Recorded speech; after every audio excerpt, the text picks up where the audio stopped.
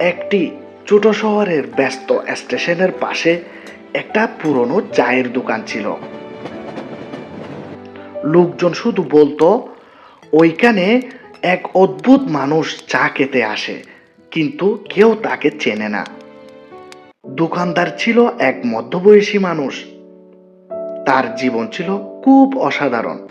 জীবনটা খুব সাধারণ, শুধু চা বিক্রি করি আর দিন কাটাই।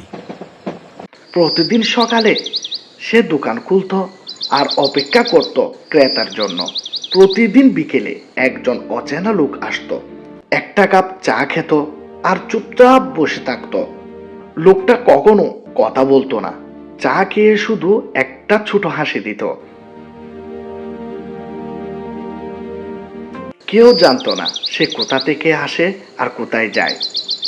দোকানদার একদিন জিজ্ঞেস করলো, আপনি কোথা থেকে আসেন? লোকটা শুধু বলল, চা ভালো লাগে।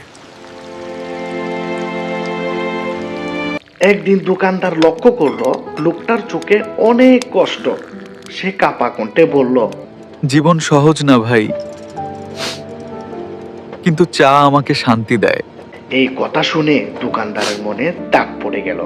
একদিন রাতে প্রচন্ড বৃষ্টি হচ্ছিল। দোকান বন্ধ করার সময় হঠাৎ সেই অচেনা লোকটা এলো, ভিজে একাকার, কাঁপছে। দোকানদার বলল, এখন তো দোকান বন্ধ, আজ একটা চা দরকার।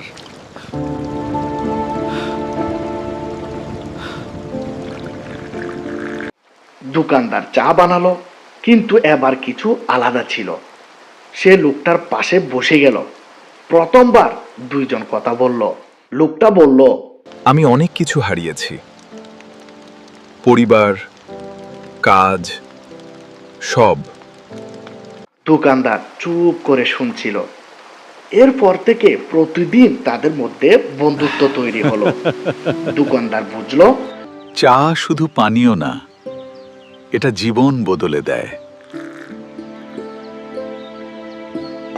একদিন লোকটা আর এলো না। দিন যায়, সপ্তাহ যায়। হঠাৎ একদিন দোকানদার পেল একটা চিঠি। চিঠির শেষে লেখা ছিল একটা ছোট্ট কথা, আপনার চায়ের জন্য আমি আবার বাঁচতে শিখেছি। যা দোকানদারের মন ছুঁয়ে গেল। দোকানদার চুপচাপ হাসলো আর বুঝলো কিছু মানুষ শুধু চা খেতে আসে না, তারা জীবন বদলাতে আসে। আপনার জীবনেও কি এমন কেউ আছে যে আপনাকে বদলে দিয়েছে? কমেন্ট করুন আর এমন গল্প পেতে সাবস্ক্রাইব করে রাখুন। ধন্যবাদ।